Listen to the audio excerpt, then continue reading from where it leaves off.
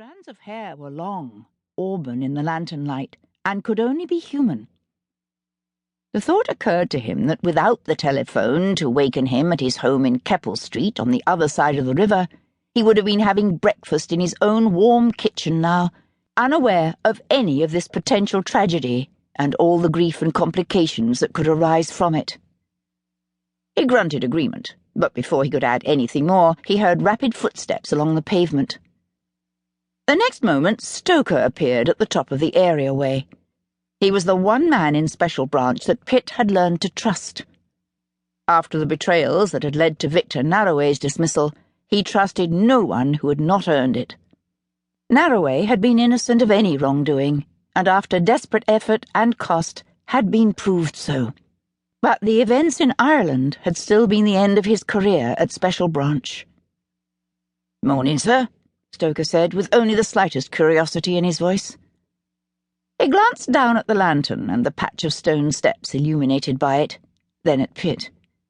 He was a lean man, with a strong, intelligent face, although it was a bit too bony to be good-looking, and too dour for charm. "There was some sort of scuffle here, and a maid of the house appears to be missing," Pitt explained. He looked up at the sky, then back at Stoker. "Make a note of exactly what you see. Draw it. Then pick up a few samples in case we need them in evidence one day. Better hurry. If the rain comes, it'll wash that whole lot away. I'm going in to speak to the household." "Yes, sir. Why us, sir? A quarrel, a missing maid? What's wrong with the locals doing it?" He gave the sergeant a nod, but the question was directed at Pitt. "Householder is Dudley Kynaston, Naval Defence," Pitt replied. Stoker swore under his breath. Pitt smiled, glad not to have caught his exact words, although he probably agreed with them. He turned and knocked on the scullery door, then opened it, walking past the stored bins of vegetables and into the kitchen. Immediately the warmth wrapped around him, along with the rich aromas of food cooking. It was comfortable, everything in order. Polished copper pans hung from hooks, their sheen winking in the light. Clean china was stacked on the dresser. Shelves were piled neatly with labelled spice jars. Strings of onions and dried herbs hung from the rafters. "Good morning," he said clearly, and 3 women turned from their tasks to look at him. "Morning, sir," they replied, almost in unison. The cook was a comfortably rounded woman, at the moment holding a large wooden spoon in her hand. A maid in a starched and lace-trimmed apron was setting out tea and toast, ready to carry upstairs, and another maid was peeling potatoes. She had dark, unruly hair and wide eyes.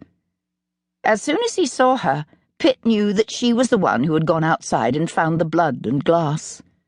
The sleeves of her grey dress were rolled well above her elbows, and her white apron was covered in smuts from relighting the stove. The cook regarded Pitt apprehensively, unsure where to place him in the social scale. He wasn't a gentleman, because he had come in through the back door, and he didn't have the natural arrogance of a man used to the attention of servants.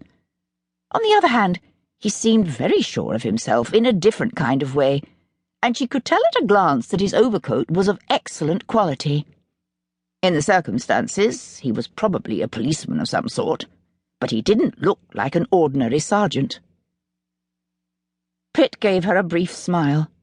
"May I speak to your scullery maid, please? I would appreciate it if you could give me a quiet room where we will be without interruption. If you wish the housekeeper to be with her while we speak, that will be acceptable." He phrased it as a request, but it was an order, and he held her eyes long enough to be certain that she knew that. "Yes, sir," she said, her voice catching as though her mouth were dry. "Dora here can go with her." She gestured at the startled parlour-maid. "I'll take that tray up to Mrs. Kynaston. Maisie, you go with the policeman and tell him what he needs to know. And you be civil, mind." "Yes, cook," Maisie said obediently, and led Pitt as far as the door. Then she turned to him, looking him up and down with bright, critical eyes. "You look like you're froze to the bone. You want a cup of tea, sir?" Pitt smiled in spite of himself. "Thank you."